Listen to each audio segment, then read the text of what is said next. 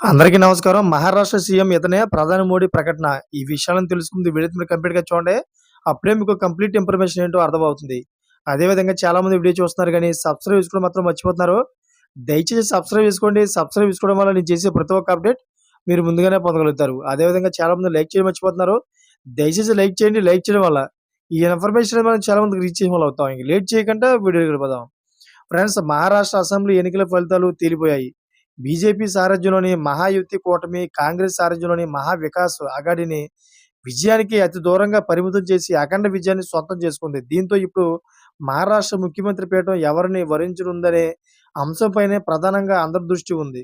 అయితే షిండే ముఖ్యమంత్రిగానే అసెంబ్లీ ఎన్నికలు వెళ్తున్నామని బీజేపీ అధిష్టానం ముందుగానే ప్రకటించినప్పటికీ ఎన్నికల ఫలితాల్లో బీజేపీ ఏకైక పెద్ద పార్టీగా నిలిచింది.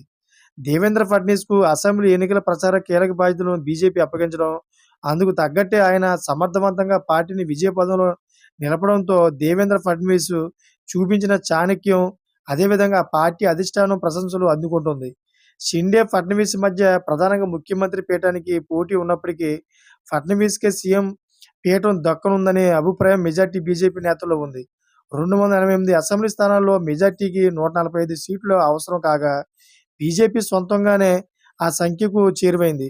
దీంతో షిండే మద్దతు లేకుండానే సొంతంగా ప్రభుత్వం ఏర్పాటు చేసేందుకు అవసరమైన సత్తా బీజేపీకి చేరుకుంది.